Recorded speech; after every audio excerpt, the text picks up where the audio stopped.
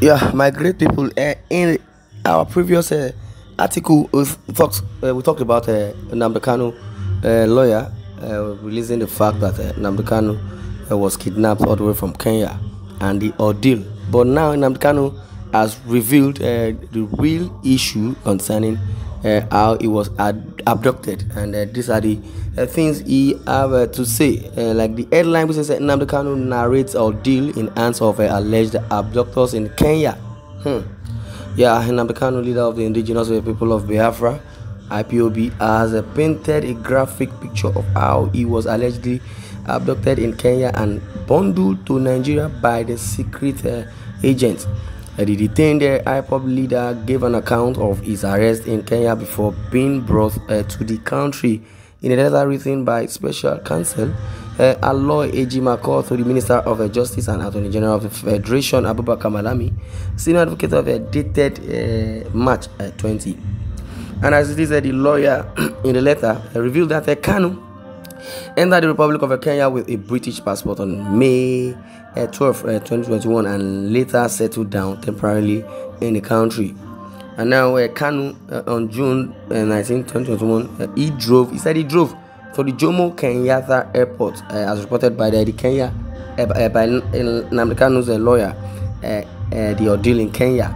That Kanu said he drove to the Jomo Kenyatta Airport on a personal errand and in an attempt to pull over at the parking lot of the airport, and he was allegedly accosted by about 20 armed men. Wow, they armed themselves and also handcuffed him, covered his face, and bundled him into their vehicle to an unknown destination. Wow. And nnamdi Kanu also revealed that he was in the custody of the kidnappers, of the abductors, for 8 good days without any iota of remorse, or I would say without food and every other thing.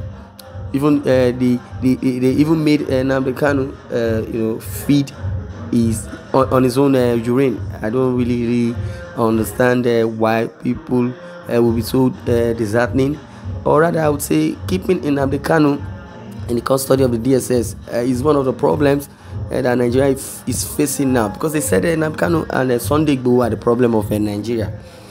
I don't really know where that is coming from, if they are the problem, but I would say spiritually, as it is clearer that they are the problem of the country, not economically.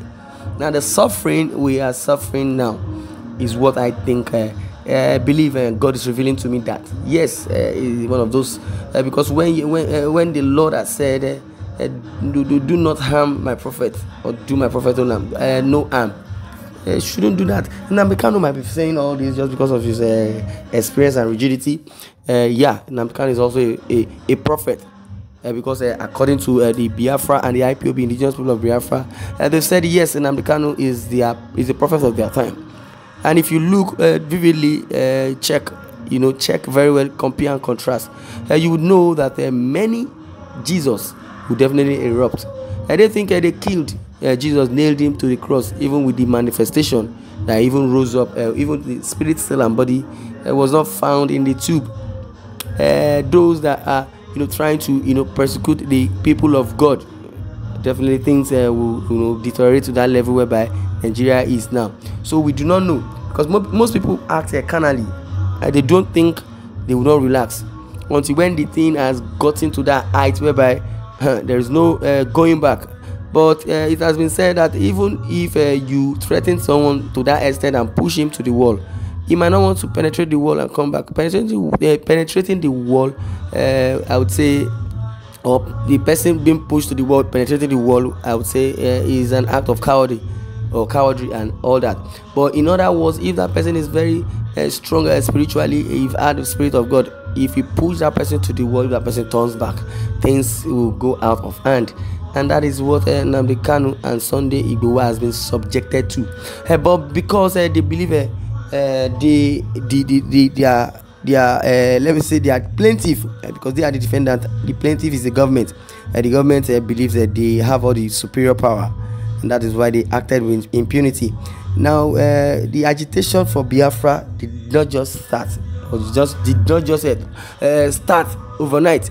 And I would say that when Goodluck Jonathan was the president, nnamdi Kanu did not erupt himself, or rather, nobody know what is going on. Though people were still being, I would say, not really. I wanted to say people were still being marginalized, yes, but not as obvious as this. Because when you talk about PDP, because Goodluck Jonathan represented the PDP. When you talk about the PDP, you know that very well. Yes, they are corrupt. We know there is no man with a saint attitude like Jesus. Because they will say no one can be like Jesus. Yes, that's just the carnal way of saying things. Looking at it holistically, would say yes, no one can be like Jesus. But every individual has his or her talent. Everybody individually we have our calling. Everybody individually we have all what it takes to be like Jesus Christ. Because you say Jesus is by the side of God resting. Same as the Islam or Muslim counterpart. We have those prophets that we know that they are prophets of God, even without blemish and iniquity. We have them. Though the illustration is just the Jesus parable.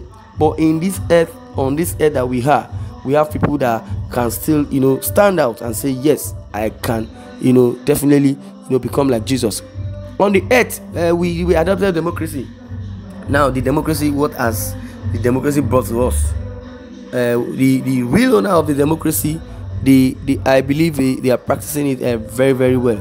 Then the 10 commandments of God, which is supposed to be followed. No one of us is following that 10 commandments. Even if we are following, I say in Nigeria here, or in a black nation, whereby we do not value things. Instead, we take things out of proportion.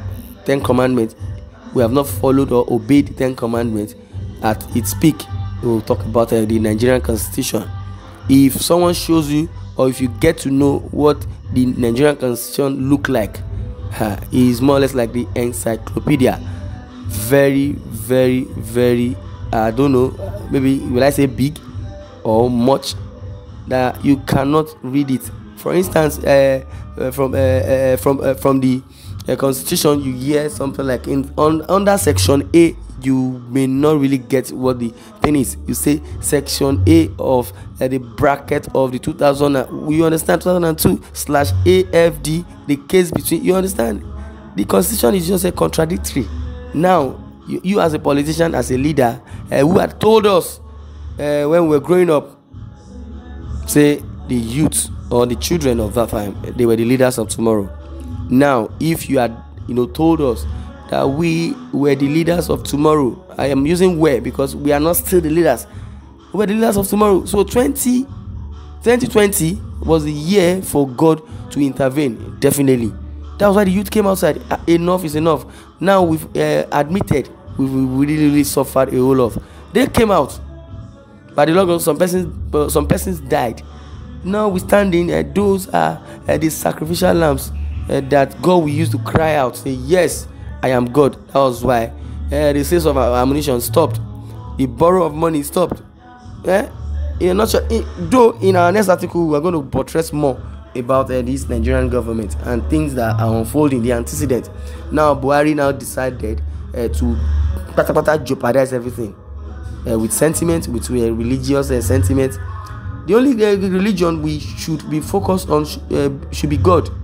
Now you take Bible and swear oath, if I don't do this, let this happen to me.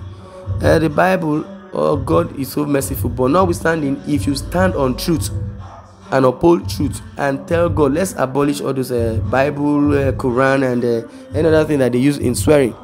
It is an act that God looks, because you don't just judge the book by the cover. Tinubu believes Buhari will do the needful. Yes, Buhari might be a good man, but he does not understand what politics is all about or what governance is all about. Now, if you check all over the world, you check the presidency, you check the height. I'm not saying they are perfect, but at least a school's at holder shouldn't hold a sensitive position as that, becoming the president. So you don't just put anybody there, and the fear of God should be there. It's not about religion, it's about the people, because they said the voice of the people is the voice of God. And the Bible says that where two or more are gathered in my name, there I am. Where two or more, 2, 3 thereabouts in my name. Now the democracy itself says that the democracy of the people, for the people, and by the people. Then who are the people? The people God created. God will get angry over anything if the will is not being fulfilled, because it simply means that Jesus came to die for our sin. Just like that is a waste. So sin is believing, true, but the people of the old, if they don't see, they don't believe. There's no iota of belief. But God said, even if your faith is as small as a mustard seed, you move mountain. And definitely, now I believe it's high time we embrace God. And how do you do that? Love your neighbor as yourself. Let's embrace those 10 commandments. It's in the Quran, it's in the Bible. Well, I pray God will help us out. Thank you for listening, and God bless you.